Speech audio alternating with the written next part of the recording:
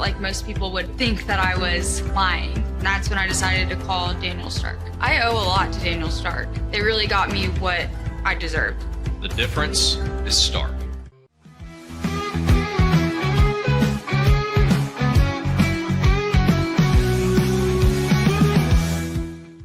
We definitely love our relationship and love Extraco. It's been an amazing experience.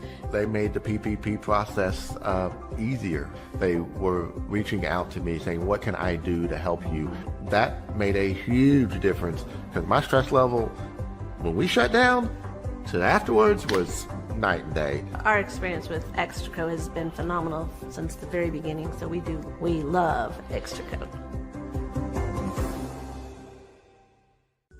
Tervis is all about staying hydrated with style and durability. You can trust Tervis tumblers to keep your drinks the perfect temperature, hot or cold, for hours. From the classic insulated tumblers to sleek stainless steel water bottles, each product is built to last and comes in endless designs to match your personality. Stay refreshed and express yourself with Tervis. Visit tervis.com today and find your perfect tumbler.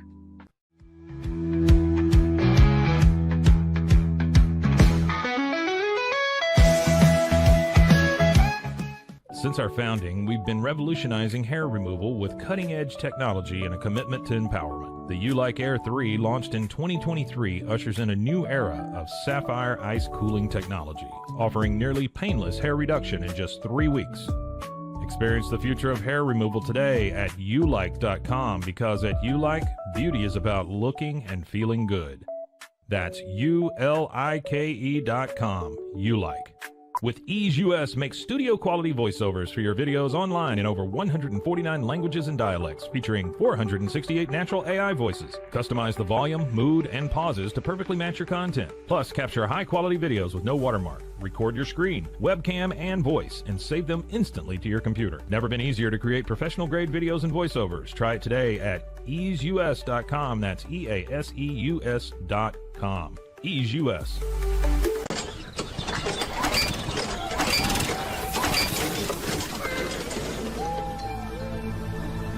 Just use AMP-Pace.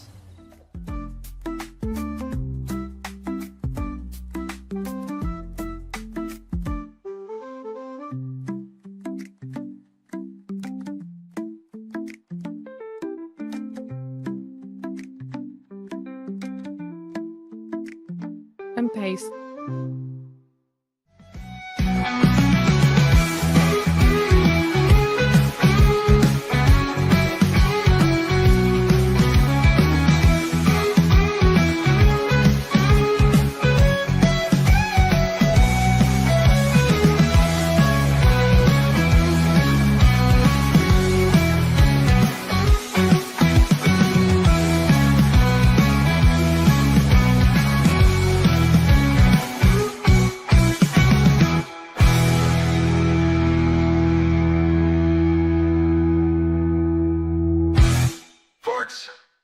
It is the Pete Sousa Show.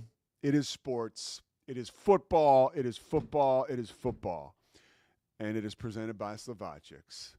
Good morning, everyone. Central Time, live in Central Texas. The Rogue Media Network is rocking and rolling. I mean, we got Matt Mosley and Ed Werder out right now in Oxnard, California. We're going to go out to Oxnard, California, another training camp stop for the Pete Sousa Show. It'll be our third of the year, or third of the preseason, where we pull up. Talked to Brad Sham yesterday. Before that, talked to Kyle Yeomans with the Cowboys. And now we're going to get to one of the feistier media members that covers the Cowboys. Our own Matt Mosley has been at every training camp since 2003. He's packing heat. Let's just say that. He was on Colin Cowherd yesterday. And it's wonderful to see Mosley on such a big stage like that with Cowherd, because he's got such great intel that he has a guy like Cowherd on pins and needles when he's talking to him. And I think that is always a great indication of really how sourced up Matt Mosley is, right? And just how important of a cog he is in the Cowboys coverage wheel. So looking forward to talk to Matt Mosley about Micah Parsons, Brian Schottenheimer, and the latest developments out there in Oxnard. He had a great story yesterday. I'll just start by saying this, where he Micah Parsons he's out at every practice, right? He's out there. But yesterday, I guess Schottenheimer wanted him to wear the team's team-issued gear, and he didn't have it on yesterday. And somebody talked him into putting it on. So there's little stuff like that. And one thing I'll say off the top, and then we'll leave the rest of the Cowboys to Mosley, is that, Matt made a great point yesterday, and I think this speaks to Brian Schottenheimer already and his relationship with players and sort of the vibe out there at camp this year, is that Micah, one of the main reasons Mosley feels like he's out there still is because of his relationship with Brian Schottenheimer already. So that's maybe paying some early dividends there, just on the personal side, not the personnel side. NFL personnel, let's talk about it. SHEDEUR Sanders will start Thursday night against the Carolina Panthers. Mary Kay Cabot, Browns beat writer forever, all the way back to when Bill Belichick was their coach. She reported that SHEDEUR will start. I love ESPN. I always say it. I work for ESPN, but it's like Mary Kay Cabot reports it, so it's reported. It's out there, and Adam Schefter confirmed it. So if Scotty goes outside and says that it's raining, right? Do I send Mike Hamilton outside so he comes back and it is raining? Scotty says it is. I'm like, okay, gotcha. So anyways, Adam Schefter confirmed that SHEDEUR is going to start. And I can tell you, I am so pumped for this for a bunch of reasons. One, because I host Inside the 12, and I love seeing guys that played in the Big 12 succeeding, right, at the highest level. And this isn't success, but it's an opportunity for success. And all of us saw that train wreck of a draft situation it was for SHEDEUR Sanders. The definition of one of those things in that context is you just can't look away, and you couldn't look away. And it was sad, and it was awkward, and it finally came to an end in the 5th round when the Browns took SHEDEUR Sanders, and this came after they took Dillon Gabriel. Now, things set up for this game to create SHEDEUR an opportunity. Kenny Pickett and Dillon Gabriel are both dealing with hamstring injuries. So lest anyone think that the Browns and Matt Stefanski were like, hey, we're going to go ahead and start SHEDEUR because he's at the top of our depth chart. No, he's 4th on the depth chart now. The depth chart was released earlier this week. Joe Flacco's number 1, then it's Pickett, then it's Gabriel, then it's SHEDEUR Sanders. But all that goes out the window Thursday night for a guy, SHEDEUR Sanders, who needs the ball in his hands, right, if he's going to move up this depth chart. So this opportunity presents itself, and there are certain situations in life, right? This is a life, if it was just another 5th-round pick, I don't think we'd be talking about it right now. In fact, I know we wouldn't, right? But it's SHEDEUR Sanders. And we talked about all the time about, SHEDEUR, doesn't necessarily blow you away with, measurables and arm strength and speed. But if you watched him play, he's a winner. If you watched him play, he's a leader of men. If you watched him play, he makes the right throws. Who was I talking to yesterday? Somebody that knows a ton about football. Maybe it was it Brad Sham? It was somebody different, actually. I was having a really interesting football conversation with somebody yesterday. Maybe it was Brad Sham. But he talked about decision-making and how that separates quarterbacks, right? Great decision-making. And SHEDEUR has great decision-making skills. If you look at his touchdown to interception ratio when he played in college at Colorado and at Jacksonville State, it was really good. So that is something, or Jackson State, excuse me. So that is something I hope we see, right? And I don't want to I don't think the pressure will get to SHEDEUR, but this is not like any other preseason game. That's one thing I need to impress upon people. the Browns have Tyler Huntley on their depth chart because of the injuries that have happened to these other two guys. So, it's going to be SHEDEUR and it's going to be Tyler Huntley pretty much. Or Huntley, excuse me. So SHEDEUR will probably get a lot of reps, right? I don't think they want to play Joe Flacco. And the other two guys are dealing with hamstring injuries. So we should see a lot of SHEDEUR. I think back, and I had thought about this, and I saw somebody on ESPN mentioning yesterday, I forget who it is, but if you remember in 2012, the beginning of the Seahawks mini dynasty, they should have won 2 Super Bowls, but it all started when Russell Wilson was able to beat out, and I wrote it down here, Matt Flynn, right, and Travarius Jackson. God rest his soul. But he beat Travarius Jackson and Matt Flynn out in training camp, and he did it with an opportunity to play in preseason games. He blew the doors off people. I think it was against the Cowboys that he played so well. And it was basically like he grabbed that starting job and was like, this is my job, right? And there was no looking back after that. And SHEDEUR has the same exact opportunity. If you think about it in life, right? I can tell you, I am sitting here right now talking to you guys because of a medical circumstance that happened to someone 4 years ago. So it was 2021. I was coming out of a bad relationship. I was I've never been a woe is me guy, but I lived with a woman. It went terribly awry. I had gotten out of it, and just like 2 people, it didn't work out. But you know how that's like. You make a major commitment in life, and then it falls apart. It's embarrassing. You're bummed. You got to shift gears. So I never stopped working my job on the news in Waco. But I had done play-by-play for a while. I had done, studio shows for sports teams, and I'd kind of gotten away from it with TV news. But I was I kind of had a moment to get my stuff together, and I was doing play-by-play for ESPN Plus, and I had some good reels. So this relationship happens, it ends.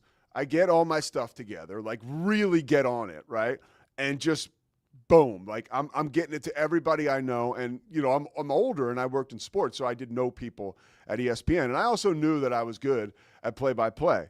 And I got an opportunity, and the opportunity came when Keith Moreland, who is a former Major League Baseball player for the Phillies and the Cubs, I remember off the top of my head, legendary broadcaster too, was Longhorn Network play-by-play guy, baseball, and still does college baseball for ESPN. But Keith had a medical episode. He had a heart attack. And I got a phone call on a Monday, and they were like, we need you. I was the guy in the region. They said, we need you in Austin to call 5 games for Texas baseball for ESPN. I'd never called a game on linear television, and they were like, can you do it? I was like, absolutely. So I go to Austin. I'm beyond prepared. I know that this is my opportunity, and I know I just have to let it rip. And Ivan Rodriguez was it Ivan Rodriguez? Anyways, Texas had a guy, Ivan Melendez? Yeah. The Hispanic Titanic, dude. He was on the cusp of breaking a single season record for home runs for the Longhorns. And when you know it, he tied it, and I was on the call. Now, all that stuff lined up, and that call got to certain people who were like, wow, I guess this guy's okay. And I went through a year of kind of an audition, calling 10, 12 games for ESPN. And then after that, I got a contract, right? All that being said, I was not SHEDEUR Sanders. Nobody was disappointed when I ended up going to rehab and screwing up my career, right? But I got back on my feet, get sober, and now I'm in the scheme of life, throwing some punches, right? And I get this opportunity to call these games for the Longhorn Network with Greg Swindell. And I ain't going to tell you that it went perfect, but it went pretty good. And by the second game, I was just letting it rip. And by the third game, the guy Melendez tied the home run record, and that call got out. What I'm saying is, and what we've all experienced in life, doors open with opportunity. Whether you're SHEDEUR Sanders or some dude named Sousa doing the local news in Waco that's trying to get his shot with ESPN, right? doors open. And let me tell you something. I'll tell you one other story, right? When I was 2 years sober, I had been broadcasting for the NBA G League, doing play-by-play. And I did a pretty good job. Like, I got some chops calling games, you know. Check me out. Houston and Stephen F. Austin, week 1, college football season for ESPN. There'll be plenty more after that, too. But I got an opportunity. The NBA actually was like, hey, can you host our G League draft from the NBA studios? We think you've been doing a kick-ass job calling these games, the G League games, play-by-play. Sure. So I'd never hosted a studio show. I'd certainly never hosted a 3-hour draft. And it started, and I sucked. And let me tell you, I'm at the NBA League offices, and this G League show is starting. It's on NBA TV, and I'm bad, dude. I'm nervous. I'm like, it was bad to the point where we were supposed to do like all 6 rounds, and after the first round, they stopped doing it, right? Like, so that was an example of what it's like to fall flat on your face, right? And I wasn't asked back to do, any other studio shows or work with the NBA because clearly I didn't hit the cover off the ball, right? But that was part of my process. Unfortunately for SHEDEUR Sanders, I don't think his rope is going to be like, he doesn't have a leash that's that long, right? Like, he has got to come in now and make an impact with this opportunity. This is an audition. This is an audition for SHEDEUR Sanders. And one of the main reasons it's such an important audition is because, guys, we don't know. Look, man, we don't know we do know. Kenny Pickett is a pedestrian NFL quarterback. Dillon Gabriel is like 5'9", and he's just exciting, but like, he's just not your prototypical NFL quarterback. If Dillon Gabriel is going to make a splash in the NFL, that will come as more of a surprise than SHEDEUR Sanders making a splash in the NFL. That's a fact. And right now, it feels like SHEDEUR making an impact is once again realistic. So it's not as though Coach Stefanski made this decision, right? Like the Haslam family didn't make this decision, right? Like God made this decision for SHEDEUR Sanders. Like the seas have parted. Like guys are hurt. He's getting to start his first ever preseason game. And if there's one thing we know about this dude, he is a gamer and he makes plays, big plays in big moments. And he's a winner too. Like I think the one last thing I'll say about SHEDEUR before we get to break, and then we got Matt Mosley coming on live from Cowboys training camp after this. He's got moxie, and although some people may see him as not the most polished guy in the world, it's very clear he's connected with his teammates. He was at Jacksonville State, he was at Colorado, and hopefully on Thursday night, we'll get to see again that he is connected with his teammates in the NFL. Big opportunity for SHEDEUR. I will be watching. I could only hope that he will let it rip. Again, remember the story was reported by Mary Kay Cabot, but Schefter confirmed it, so we know it's real. The Pete Sousa Show coming back with NFL insider Matt Mosley from Southern California, Oxnard to be exact, Cowboys training camp.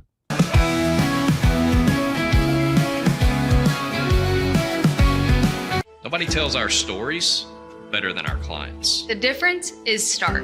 I was rear-ended at a stop. I thought I was fine, and then once I got home, I realized it's a lot worse than I thought. I ended up having a ruptured disc. You say you're not hurting, and then an hour later, you're saying you're in all this pain. I just felt like most people would think that I was lying. That's when I decided to call Daniel Stark. I owe a lot to Daniel Stark. They really got me what I deserved.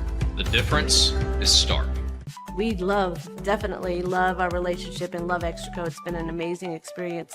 They made the PPP process easier. They were reaching out to me saying, what can I do to help you? That made a huge difference because my stress level, when we shut down to afterwards, was night and day. Our experience with Extraco has been phenomenal since the very beginning. So we love Extraco. I don't know, if Bubble wasn't here, I don't know what people would be doing, like making PowerPoints or something. Bubble allows you to make it real and for it to actually work.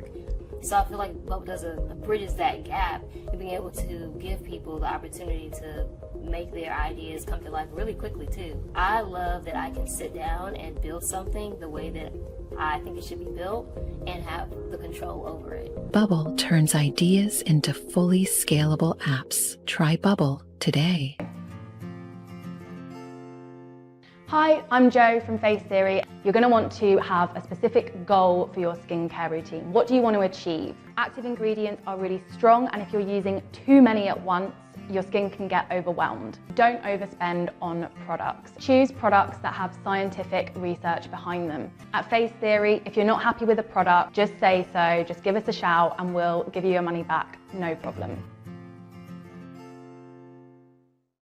I know you're gonna love this Kodak Dot Plus printer. You guys just connect it to your smartphone and then you're gonna use the Kodak Photo Print app. It's going to print you a 4x6 photo. I am just in awe. I love how these turned out. Also, the printer comes with a free cartridge of 10 photo sheets. I can assure you, you are going to love this printer as much as my family has. You guys have to check it out for yourself. Streamline event and appointment booking with Amelia's sleek, modern, and fully customizable booking forms. Tailor the colors, fonts, and design to match your brand and seamlessly integrate with your WordPress website. Whether it's for events or appointments, Amelia makes booking simple, stylish, and perfectly aligned with your business. Enhance your booking experience today at WPAmelia.com. That's WPAMELIA.com. Amelia. When you learn a language with Babbel, you start a journey that takes you further and further.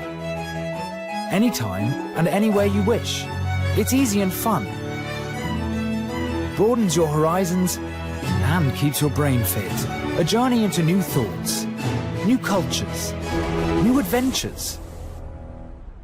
So what are you waiting for? Start your journey with Babbel now. Go to babbel.com or download the app. BadCreditLoans.com is a pioneering service provider that has carved a reputation in the financial industry for its dedication to helping individuals with bad credit secure loans. By making timely repayments, borrowers can gradually repair their credit history, thereby increasing their chances of securing better loan terms in the future. BadCreditLoans.com serves as a beacon of hope for those with bad credit. Simple, fast, and reliable loan application process. And its commitment to responsible borrowing makes it a trusted partner in the journey towards financial stability.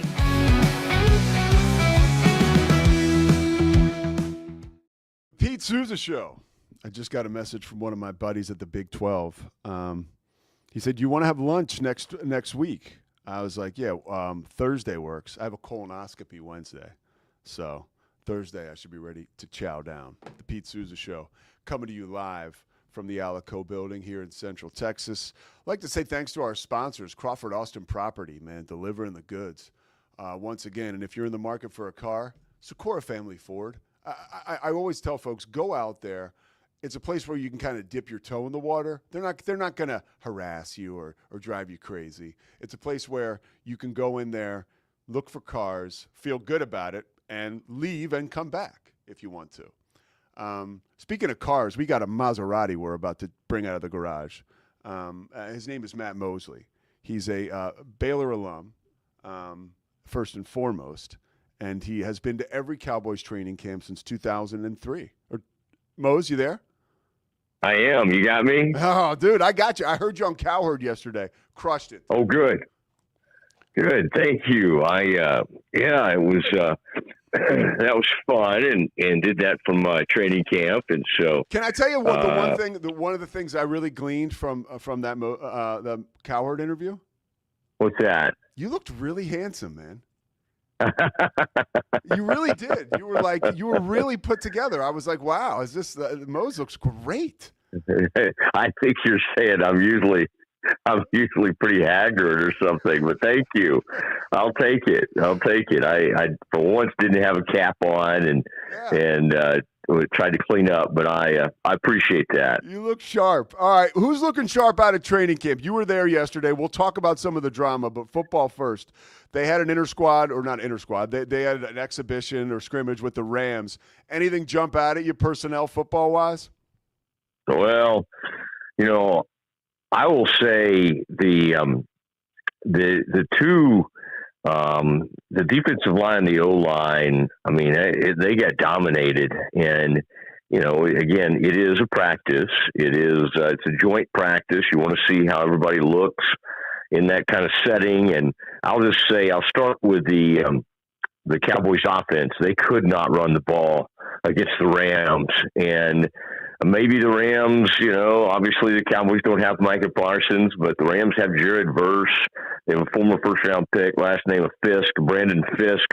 I mean, they were running linebackers through there like you cannot imagine. So I would say, at least on that joint practice, based on that, boy, this offense has a long way to go. And that's a little scary because I can't really put it too much on the running backs. It just was, guys are just getting blown up at the point of attack. And the Cowboys obviously are missing their starting left tackle right now. We'll see when Tyler Guyton comes back, and they get that rookie in there at guard, in Tyler Booker. But it was a real struggle for the Cowboys to try to move the ball on the Rams. And then, I would just say, it's always funny. You go to one of those practices and you're like, wait a second.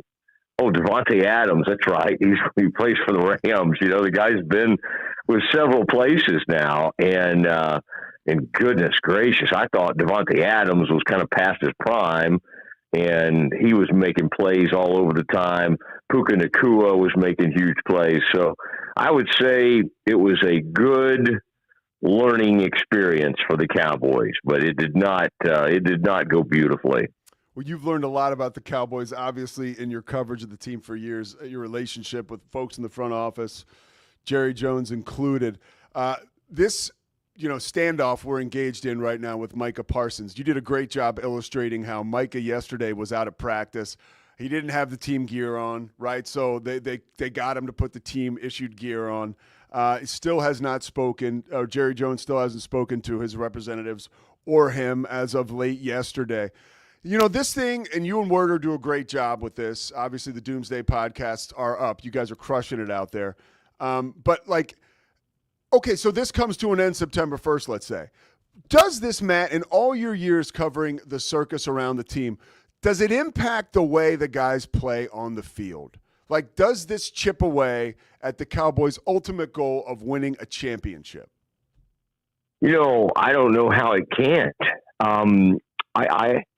I just listening to Brian Schottenheimer talk about what they're missing by not having Micah out there and not having him screaming off the edge and working against some of these young tackles and guards. And if they go against somebody of that caliber on a daily basis, then maybe Jared Verse and Brandon Fisk and some of these guys that arrived with the Rams wouldn't have been so dominant. I'm telling you, Jared Verse was blowing up every single play. It was really, I think, kind of dispiriting for the Cowboys. So yeah, I think it certainly can impact on the field. Now, if he signs, I said yesterday how I thought this thing would go. I do think he still signs, right around the time that Eagles-Cowboys game is. I believe that's September 4th. So, by September 1st, he's going to sign. It'll have all kinds of drama. And there you go. And he's going to be out there. Will he be full tilt? No, how can he? You can stand next to Eberflus in practice. You could take all the great mental reps. Apparently, he's been good in meetings. And I do think Schottenheimer has handled this really well, but it's a tricky deal because Schottenheimer has smartly kind of sided with a player here, and the players, the teammates are still right there with Micah. And then that's okay. Jerry doesn't mind that. Jerry does love the players, and he likes being friends with some of them and all that, and he has over the years, but he's fine with that. He can live with that. But I think it absolutely hurts the on-field product for this to be happening, for him not to be out there. And right now, you got two major sort of attitude issues. You got Trayvon Diggs is mad at the Cowboys, and he just kind of pouting around, doing some rehab stuff. I think they believe he would have been further along and would have been out there with the Cowboys had he done more of his rehab with them instead of doing it off-site. And so, I mean, you know, those are two of your best players on defense. Arguably, your best two defensive players are not practicing, not happy, and just kind of, you know, in Mopeville, just kind of moping around out there. Yeah, with Diggs, I mean, it's a money thing, right? Like, they took almost $500,000 from him, like, rightfully so, I guess. That was what he had coming, right, for not showing up to those off-season workouts or rehab. Yeah, for sure. But you had a great point. You interviewed George Pickens, an exclusive. That's on the Doomsday Pod. You guys got to check that out on the Rogue Media Network. But you've done a wonderful job illustrating, I think, what the average player thinks about being a Cowboy, right? Because George Pickens is in Cowboy camp, and he is thrilled to be there. And I think that is a glowing example as to why Micah Parsons would never leave, and the Cowboys can almost call his quote-unquote bluff, right? Because being a Cowboy is a destination for guys in the NFL. I don't care what anybody says. That's my opinion. You're in that 4 o'clock window, right? Every Sunday afternoon, or you're playing on NBC or Monday Night Football. It's a special thing to be a Cowboy. And George Pickens seems to be embracing that. How do you feel like that's impacting the offensive side of the ball right now and the team? Well, I mean, you know, Pickens seems to be in a really good place. And I was having flashbacks as I interviewed him to him, you know, catching passes against the Bears in the Sugar Bowl.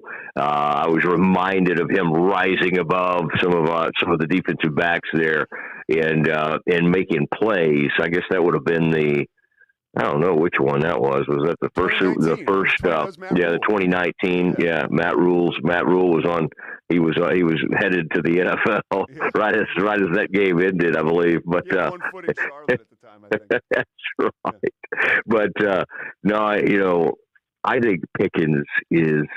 You can just feel it, and sometimes guys sort of need a get out of jail free card, and you know, the Cowboys got him for relatively, they didn't have to give up huge draft capital, I think a third and a future 5.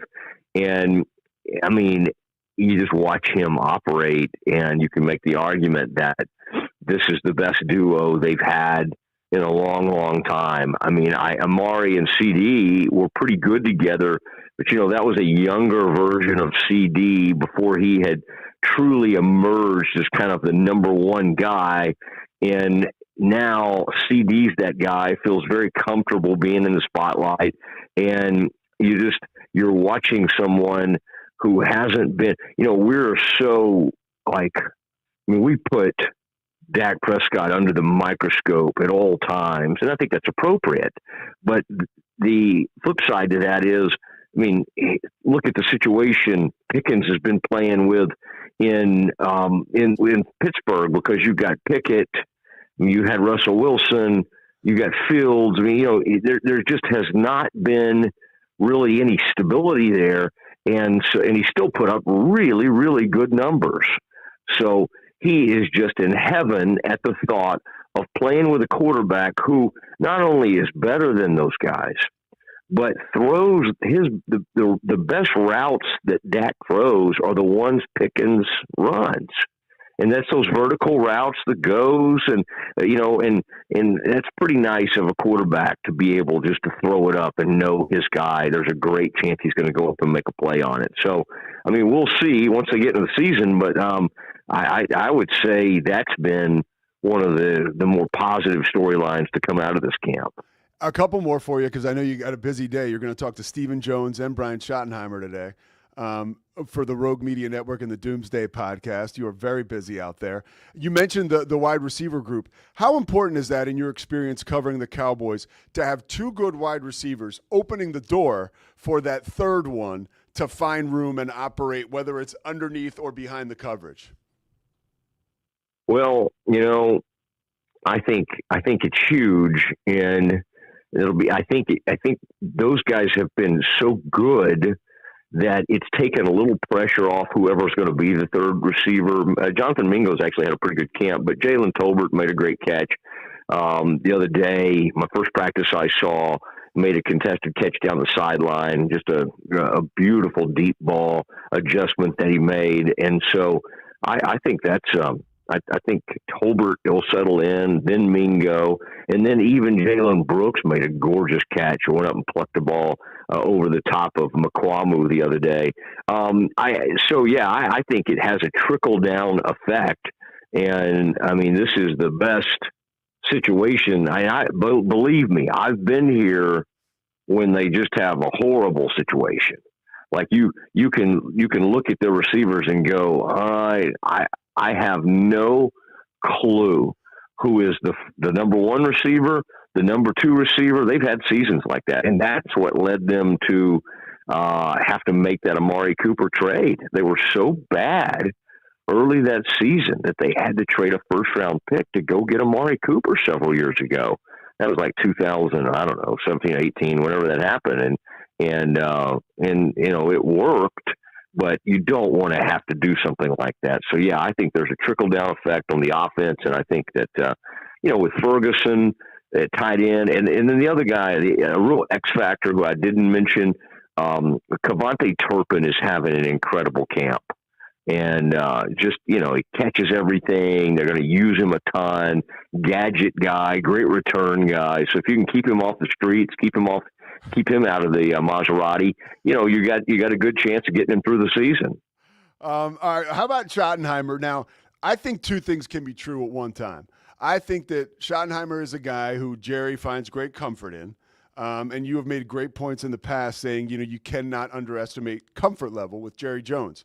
At the same time, I believe this guy has the bones to be a great NFL head coach. And this opportunity has presented itself through maybe a comfort level of Jerry's or whatever. But I think the pieces are in place for the Cowboys to surprise some people.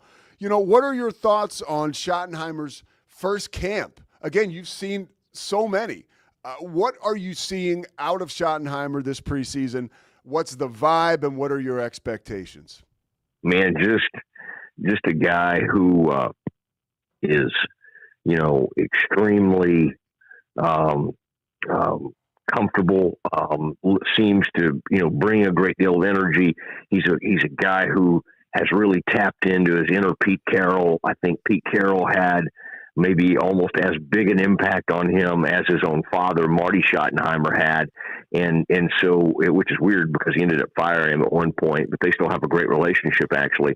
And, there's one thing, I don't think I've told you this before. When I did a story, or I was calling around, had an interview with a guy who used to be on staff with Schottenheimer. And when Schottenheimer got fired and was out of the league for a little bit, he wrote letters to all of his former assistant coaches, guys he'd worked with when he was a coordinator and had been on his staff. And he asked for them to give him, I think he even let it be anonymous if they wanted to. I can't remember exactly how he set it up, but he wanted to survey and go, what I did wrong, what I was good at doing, what I was bad at doing, where do I need to grow the most, all that.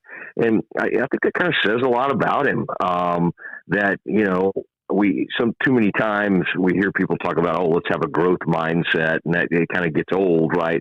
Hearing things like that. But then to see a guy actually live it and do it and desperately want to get better, I think that speaks very highly of him. But I will say to the naked eye, the way this team is practicing and responding to this coach, it's a different animal than what we were used to. So with McCarthy, and even before that with Jason Garrett. There's a real energy. The pace is different.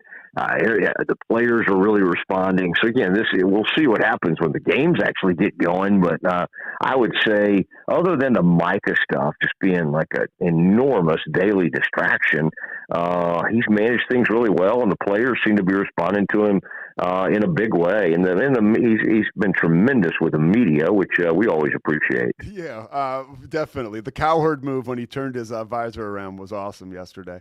All right, so last question for you. You know, you're out in Oxnard. You've done it in San Antonio, but I imagine you really like Southern California. What's your favorite part about getting back out to training camp there, just to kind of kick off a brand new season? Even if it's something related to that area, what's your favorite part about going to training camp in Oxnard? Oh, man, I stay right next to the ocean, and just going on. I mean, just getting out there, getting a long walk, go down on the pier, and that just inspires me, kind of gets me going a little bit. You know, we got a big Baylor season coming up. Scotty and I and Pete, you'll be a part of it. Faith, we're going to be doing pregame and stuff. And so, you know, it gives me a chance to kind of clear my head a little bit, do that, get out, get prepared, get excited for that. But just, yeah, I mean, I'm a beach guy. I love it. I love both. I mean, I just came from the Florida beach. This beach is a little windier, a little colder to be out. The water's a little colder, but it invigorates me to look out there and see that ocean. So I just love all that. And then we have our old haunts. I go to Andrea's and get the clam strips. And then last night we tried a new place, Yolanda's Mexican food. You know, I'm such a Tex-Mex guy. Have a hard time accepting other people's version of Mexican food, but pretty good. They make a strong flauta. And so, yeah, it's good to kind of gather around. And I got to say, I'm just so appreciative of Corey and the whole gang and John. I mean, it just, by the way, Zach has just been doing an unbelievable. Yeah. Zach Burke, the Z-Man. I mean, he at one point was assigned to me, and I think it's changed his life, perhaps not for the better, but he's been incredible, just turning stuff around quickly, just a great attitude. And you have to have that with guys like, you know, I'm easier to deal with than Ed. Ed is one of America's great divas, but Z has just hung in there beautifully. So Rogue Media Network and the financial commitment they've made is really impressive. And listen, I've been at places where I basically had to pay my own way, and just because people were cheap. I'm not naming names or naming companies or anything like that. And for the most part, I had places that were great about it, but I'm just saying I've done it the other way, and this is the better way. And Rogue does it first class, so I'm appreciative of that. No, we're lucky. We're lucky to have you as a part of the family. All right, I lied. One last one, quick one, because I know you got to go. What does Jerry Jones do when he sees Matt Mosley at training camp? Because he knows you're feisty. Yeah, I just kind of, I gets a little bit of a smile, like, what are you up to? What do I have to, what am I about to endure? But we have not really had much one-on-one time, but occasionally I'll get a little wink. And he has this weird little style where he tries to zero in on like one person, kind of stare at him. And I'm just like, don't be me today. It makes you feel uncomfortable. And he doesn't really mean anything by it. It's like some kind of strategy. Some media consultant told him a long time ago, and he'll just lock eyes on you and stay on you for about 5 minutes. And it's just weird. Just like, Jerry, I'm not, I don't even do this with my wife. I really don't want to be locking eyes with you. So it's a strange deal, but it's good to see him. And later this morning we'll be with Stephen Jones, and then as you said, Brian Schottenheimer. So it'll be great. But it's fun to be on with you and Scotty. I appreciate you having me. Great having you. And with your new cleaned up look, I can only imagine Jerry will be looking at you awfully soon, buddy. We'll talk to you soon, Matt Mosley. Appreciate you, dude. All right, bye, guys. Matt Mosley, member of the Rogue Media Network, obviously been on the Cowboys beat for a very long time, and delivering the goods once again. All right, we'll take a break. We're going to come back, and we will get into this is where things get a little hostile around here, the college football playoff predictions. Scotty Swingler.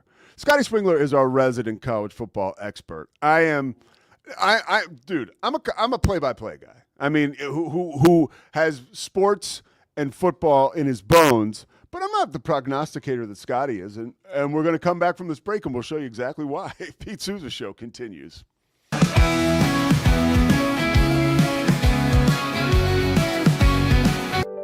Overwhelmed by your inbox? Clean Email is here to help.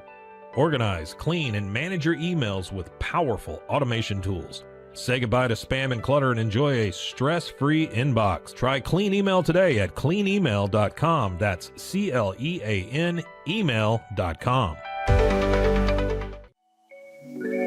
Cleanse your body of accumulated toxins and embark on your wellness journey at your own pace. At Global Healing, we provide premium supplements to help your body heal naturally. Combine that with OrganicHemp.com's top quality CBD for ultimate balance. Start your healing journey today at GlobalHealing.com and OrganicHemp.com. Unlock a world of convenience with Mosley Box, your one-stop solution for personalized subscription boxes delivered right to your door. Each box is tailored to your tastes. Experience the joy of surprises. Subscribe today at MosleyBox.com. That's MULLYBOX.com. At Toussaint's, we understand that maintaining a healthy lifestyle can be challenging, especially in today's fast-paced world. That's why our mission is to make fitness accessible to everyone, anywhere. Committed to excellence, we adopt a user-centric approach guided by ergonomics and medical science. With a team of seasoned professionals in R&D, design, and manufacturing, we prioritize quality across our entire product line. Visit Toussaint's.com today and start your journey to better health. That's TOUSAINS.com.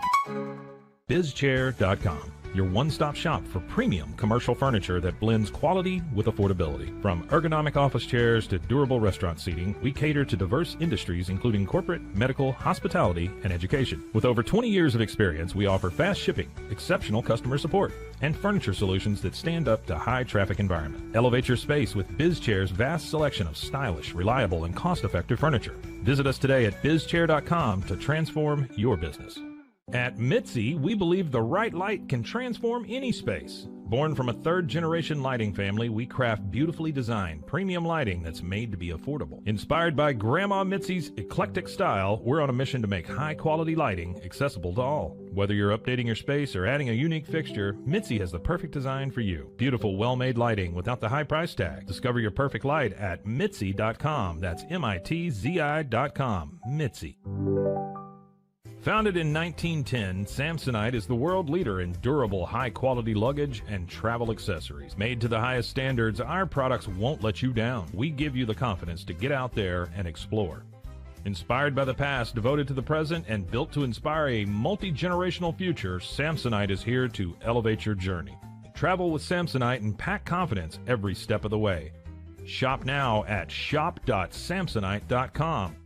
The grinder mentality that Randy and Brent Habert built into 44 Pro runs deep within our team. Every member shares a passion for the craft, the game, and most importantly, the player. When you step onto the field with a 44 Pro custom glove, you'll feel the difference. It's not just a glove, it's a 44 Pro. Crafted with dedication, made for performance, and built to last. Get your custom glove today at 44pro.com and experience the 44 Pro difference. That's 44pro.com, 44 Pro. Welcome to Kitbag, the ultimate destination for football fans. Whether you're cheering for Arsenal, Chelsea, Manchester United, or any other top club, we've got your team's colors running through our veins. From official replica kits to custom player prints of your favorite stars like Ronaldo, Messi, and Kane, Kitbag is your one-stop shop for all things football. Powered by Fanatics, we deliver to over 180 countries, ensuring you get the gear you need fast. For true football passion, think Kitbag. Visit kitbag.com today. That's KITBAG.com. Kitbag.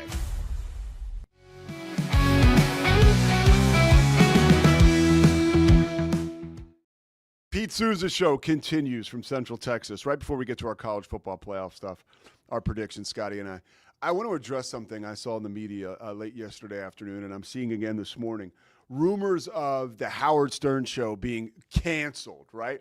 The guy makes $100 million a year, reportedly. Radio and Sirius XM, right? It just does not have the stranglehold it used to have on the market. And Howard is older. His show has kind of slowed down, okay? So, that's fine. He's one of the greatest broadcasters in the history of the world. Changed the game completely for talk radio.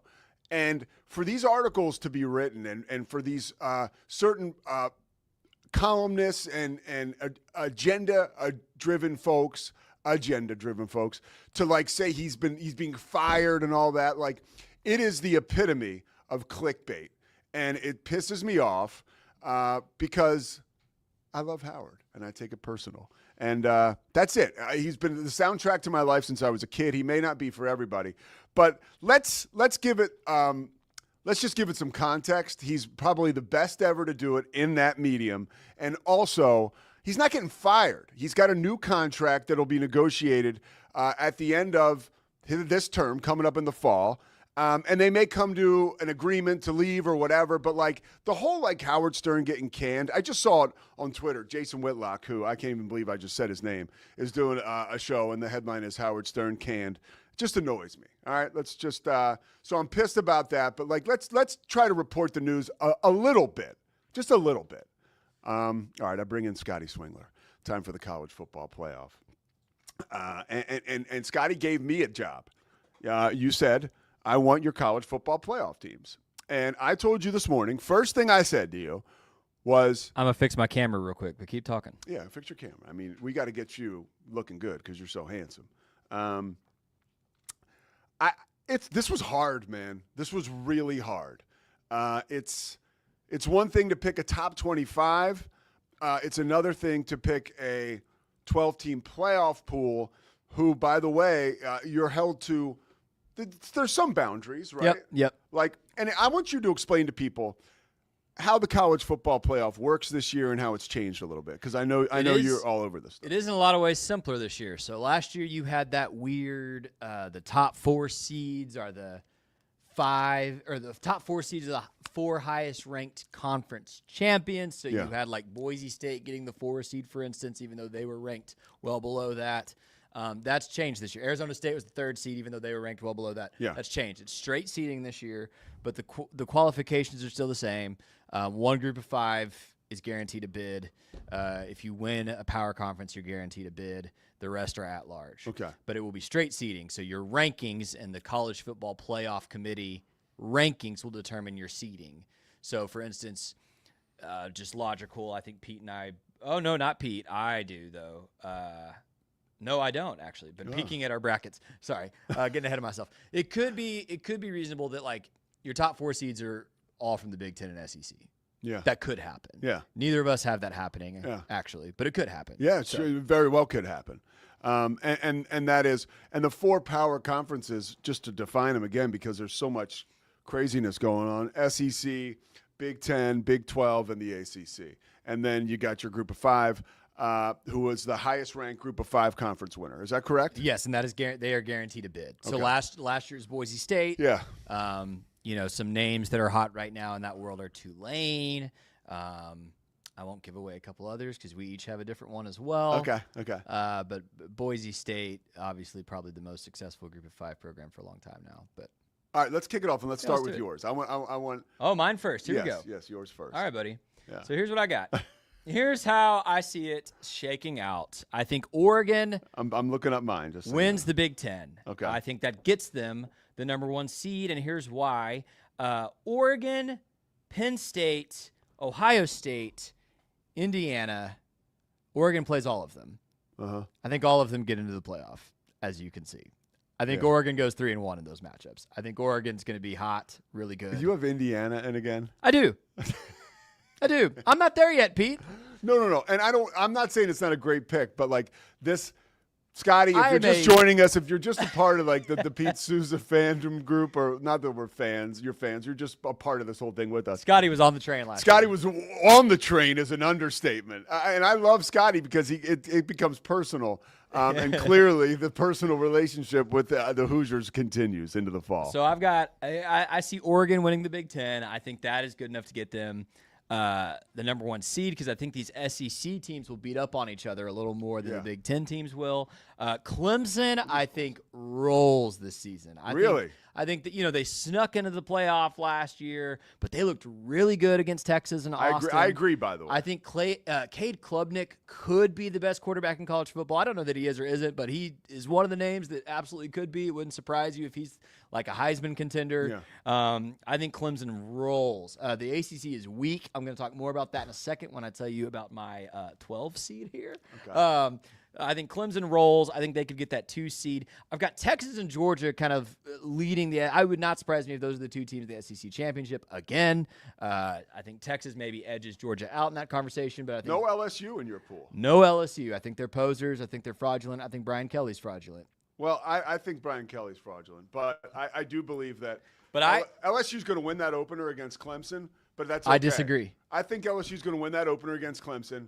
And I think that Clemson will run the table after that. I think Clemson beats LSU in that game. I think that's part of this. I think I'm scarred from last year, the way that Clemson played against Georgia in that opener. Totally I was just like, I felt betrayed. But you've got your best players from that team back. Yeah.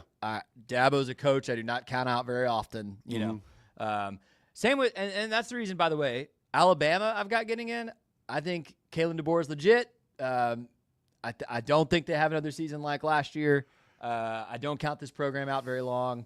I got to tell you, I'm offended. Okay. Why?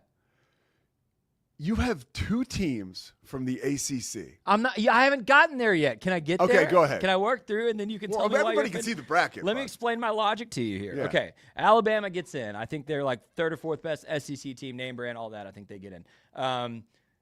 Penn State shouldn't have to explain that. They will lose 2 or 3 games, but it will be to Oregon or to Ohio State, so they will get in. Ohio State will get in. So I've got 4 Big Ten teams getting in because Indiana has a cupcake schedule again. Really? They I do. haven't looked. Okay. I believe they play 2 of these other teams I've got in. I think they go 1-1 in those games. I think they get in with like 2 losses again. I think it happens again. I do. Here are my maybe more controversial picks. I think Navy beats Notre Dame week 1. I think Blake Horvath comes back and is a force. And I think if Navy beats Notre Dame, it is very likely Notre Dame wins out, but that loss hurts them and they're a lower seed. It's also very likely Navy wins their conference and gets in as that Power 5. Also, well, I hope that's true. I'll just be honest. I want to see it. They're not going to beat Notre Dame. I want to see Navy in this playoff. There's no way Notre Dame gets surprised again for a little bit after last year against Northern Illinois. That's my take on that. There's no catching Notre Dame like sleeping. That's my hot take. Okay. I think Navy does it. All right. And even if they lose to Notre Dame and sweep their conference, that's a loss that doesn't hurt you in a playoff resume. Like, I think a loss to Notre Dame and then a good conference championship for Navy beats out like a Boise State that doesn't play an opponent like that, right? So I've got Navy sneaking in. I've got Baylor getting in, winning the Big 12. That shouldn't be a surprise. I do not think the Big 12 gets 2 teams in. Well, dude, but the ACC does. Scotty, I'm about to explain to you. I'm about to explain why, and then you can tell me. The Big 12 champion will have 2 or 3 losses. I don't think any Big 12 team sweeps that conference this season. I don't think any Big 12 team gets out unscathed. And I just cannot see this committee with this playoff format putting in 2 or 3 loss Big 12 teams. That was the conclusion I came to. However, Baylor would have the best shot. Because if Baylor were to lose, let's say, to SMU or Auburn in weeks 1 or 2. Yes, that's true. Then lose 2 conference games. Yep. I could see Baylor getting in and maybe a different Big 12 champion getting in. But I've got Baylor winning the Big 12, getting in with maybe 2 or 3 losses. Here's the thing with Georgia Tech. They will lose to Georgia. Okay. Well, that's Georgia. They have Clemson at home.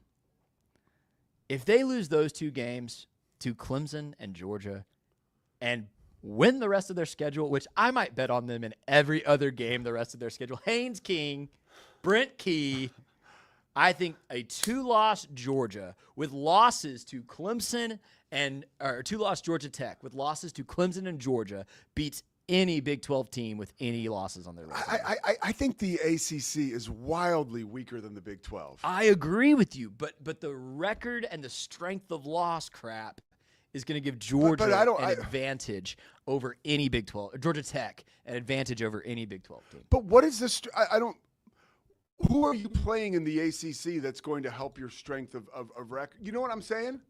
Like I don't. They're gonna go 10-2. They're gonna be in the ACC championship game, and they're gonna get in because their only losses were to Clemson and Georgia. You saying I'm going to explain this away to you is like my dad coming home when I'm in high school and finding like 2 40s of St. Ides, like drank underneath the couch in the basement, and me being like, "Let me explain." He thinks I'm drunk for the Georgia Tech pick. Let me explain, Dad. It's like there's no explaining, dude. What are you doing drinking malt liquor in the house when I'm gone? Like, you're not allowed to do that. But you're allowed to do this. I will make that exception for you. And I think you're a very knowledgeable sports college football fan. And these are some of these are reaches. Like yeah, and then that's the fun part about it. That is what's fun about this. I went through all the here's what I did. I made a list of 30. I was like, these are the 30 teams that I could see making the playoff. Tons of Big 12 teams, tons of SEC teams, right? And I just went through schedule, strength of schedule, and I said, dude, Georgia Tech just has to not lose against NC State, like against Duke. And if they can do that, which I really believe in Haynes King, I really believe in Brent Key. Yeah. If they can do that and their only losses are to Clemson, God forbid they upset Georgia or Clemson. Yeah, which they almost upset Georgia last year. I mean, that was like I know. within an eyelash. So I don't. Anyway, let's do your bracket. All right, let's check mine out. Now, I won't go through every last one of them like Scotty because mine's just not quite as good. But you see the bracket up there. I love Texas. I love Texas out of the SEC.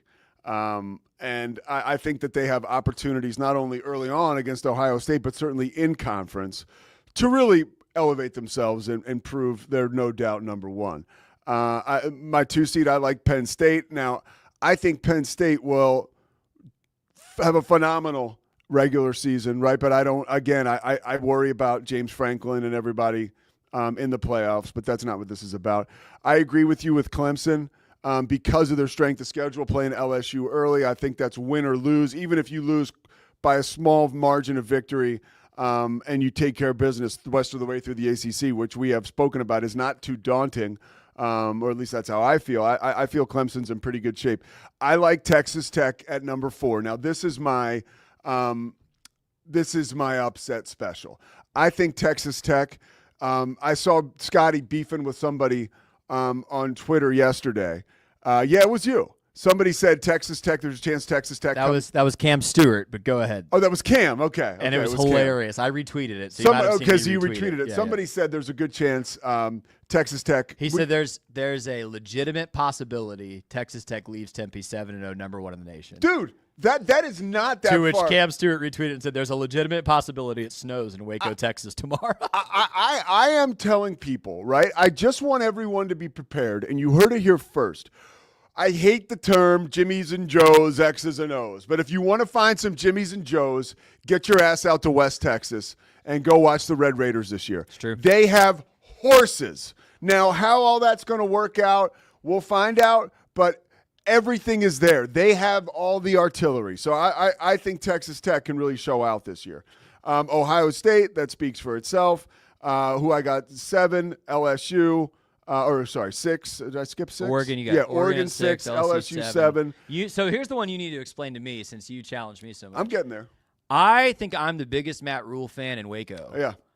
And I cannot rationalize Nebraska doing it this year. Oh, I think Nebraska gets hot. Especially over Indiana? Nebraska, look, I love Raiola, right? Starting again. Yeah, he's great. But no, he's not great. He's special. And I think he's gotten the reps and the battle scars are there and the calluses are there that he's not just some grizzled veteran quarterback. He was the best quarterback in his class, maybe the best player in his class coming out of high school. So dude, this kid could explode, and obviously the most important position in college football. And they're in a conference where if the ball bounces their way with a coach like they have, they have all the makings of an underdog college football playoff team. So I'm just saying they're in the conversation. And, yeah, I love Matt Rule, and I love the Raiola kid. I do. I think if this was a 27 prediction, I'd be way more on board. Okay. I just can't see, didn't they only win 6 or 7 games again last year? Yeah. That's a big jump, So it's a Matt Rule It is deal. Matt Rule. It's a Matt Rule deal. And then the next year he would lose every game or but go to the instance, NFL and do terrible. Georgia Tech and Indiana to the playoff is not as big of a jump. I just want to be clear. Georgia Tech was better than Nebraska was last year. Yeah, but Georgia Tech, I don't think the ACC has the makings of a two-bid conference because I just don't think your schedule. They had 2 bids last year. Yeah, they did. They did, but that was in a different format. Correct? Did the format lend itself to that at all? Not at all. Okay. Not at all. Okay. Yeah, and that was a bit of a surprise because the conference champion gets an auto bid. Yeah. In this format as well. The reason it was 2 teams is Clemson won that conference championship with 3 losses. Okay. So they got the auto bid. Absolutely. SMU got the at-large which bid. was fun, which made the conference championships fun. You're right. It did. So I want to ask you one more question. This kind of just goes to Baylor playing SMU. So how does SMU look this year to you? Hey, I want to give our boy Scotty B credit because he's actually made a couple comments on the SMU front that I appreciate. Yeah. And I didn't know this. He said they only returned 1 starter on defense, which I did not know. So that's crazy. Do they return 1 starter on defense because they've gotten a lot better there through the portal because they have money and they're an exciting school now? I'll be honest. I'm doing a lot of pre-production for Auburn right now. I haven't looked at and we're all And then Scotty B did say, "Wow, no SMU on both lists." So I think it would that's why I asked. It would be foolish to sleep on SMU. I made a decision that I think Georgia Tech can take that step a little easier this year than SMU can. Yeah. But no, SMU's a contender here. I think the 2 that I just cannot see happening on your list for sure are Nebraska and Tech. Well, it's funny because I have Baylor in for the exact reason you said. Because I think that their schedule's tough enough where their they non-conference schedule. Yeah, they could lose they could split right with like Auburn and SMU, and then lose 2 games in the Big 12 and still get in, right? Absolutely. Scotty B also pointed out Joey McGuire's road record so far at Tech is 6-10. He'll have to overcome that. I'm not saying you're crazy, but he'll have to overcome that. Bear the Truth says Illinois will be on top of anything Nebraska does this year. I had Illinois in my list of 30. I think Illinois. Who's Illinois' quarterback or Illinois? He's really good. Altmaier. Altmaier. That's it. Altmaier's really good. He's a baller. Yeah. This is so much fun. It's gonna be a great season. Yeah. Last thought because we didn't get there. Explain James Madison to me. Brett Chesney, man. Talk me into that. James over Madison. Boise, over some other. Yeah, I think the Sun Belt is better this year, and I think that James Madison will run roughshod through that conference, and they will be demanding a seat at the table. That's what I believe, and I love Brent Chesney, their coach, and I'm partial to JMU. They recruited me, so they were in Virginia. I almost went there, but I think, and I think it's kind of. I still, and this is like another conversation, I still find it hard to believe that JMU is like a Division I team that could be in the playoffs. I mean, I remember them as a FCS school that was, 1AA at the time in Harrisonburg, Virginia, and they have, you want to talk about the come up, man. Thank you, Coach Sig. What'd you say? That's Coach Sig, right? Yeah. Coach Signetti, yeah. Oh, yeah, he was the man there. Don't sleep on Indiana, baby. No, I'm back on the train again. Yeah, I love Hoosiers, baby. But, yeah, I think JMU, maybe a personal little homer bias, but I would like to see, for whatever reason, I know Boise State is a group of 5 team, but I think it'd be really cool this year if, like what you said, if Navy gets in. Or like if JMU gets in. A new player. Yeah, like Tulane. Tulane. Like I think it'll be really cool, and I think without Ashton Genty, obviously things will change for Boise State this year. Big time. I agree with you. So last thing I want to do. Your playoff would be fun because I think Notre Dame, Oregon's a great first round matchup. I think the potential for Tech and Texas to meet in the semifinal would be crazy. Yeah. That would just be bananas. Think about if Baylor were to get out of that first round in your bracket, Texas has to beat Baylor and then potentially Texas Tech. Yeah. That would just be a lot of fun for fans of the old Big 12. I really hope the Big 12 gets 2 teams in. I felt like last year, I think Arizona State's showing spoke for itself, and I think another team. Yeah, but I think after Arizona State walloped Iowa State, I didn't want to see Iowa State in that playoff. You know what I mean? Personally. Yeah. I want to see 2 Big 12 teams if I think 2 Big 12 teams can win. Yeah. Which these 2 could. Those 2 could. I think in my bracket, I'll just tell you, part of how I seeded these was just for fun, too, because Georgia Tech, Georgia in round 2 would be insane. Yeah. I think Notre Dame, Baylor, Catholics versus Baptist would just be way too fun. And Baylor, Oregon, is a matchup that people have wanted since the days of Bryles and Chip Kelly. Yeah, people would love that. And it's a non-conference home and home coming up in just a couple years, so that would be fun for me as a Baylor fan as well. But Zach Burke's in the building. By the way, Zach, we talked to Matt Mosley this morning, and he was like, I mean, I think he has a crush on you. So yeah, he talked real good about you. Oh, hey, Zach, the Z-Man. More likely to get into the college football playoff this year, Nebraska or Georgia Tech?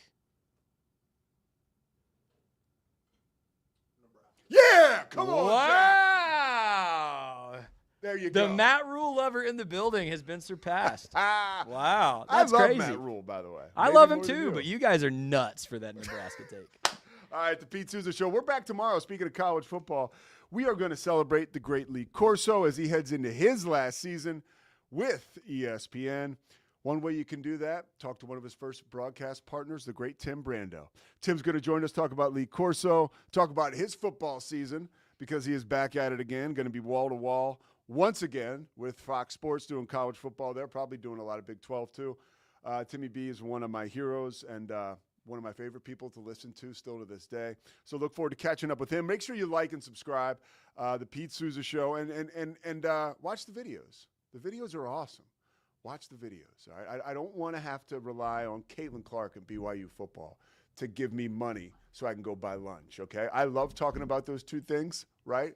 But college football, we're ready to go, baby. Let's go. And the Cowboys, thanks to Matt Mosley, by the way. We'll see you tomorrow. It's the Pete Sousa Show. Sports. We definitely love our relationship and love Extraco. It's been an amazing experience. They made the PPP process easier. They were reaching out to me saying, what can I do to help you? That made a huge difference because my stress level, when we shut down, to afterwards was night and day. Our experience with Extraco has been phenomenal since the very beginning, so we love Extraco. Nobody tells our stories better than our clients. The difference is stark. I was rear-ended at 70 miles an hour. I was injured, had a concussion. The insurance company, they delayed. They were playing games from the initial conversation. They weren't going to help me. The biggest thing I learned through this is that you can't go through this alone. I called Daniel Stark. They were going to help me and everything was going to be all right. Daniel Stark got me 10 times the insurance company offered. The difference is stark.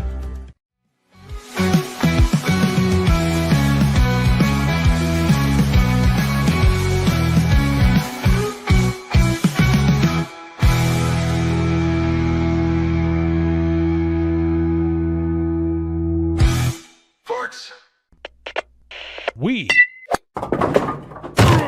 are Rogue Media Sports.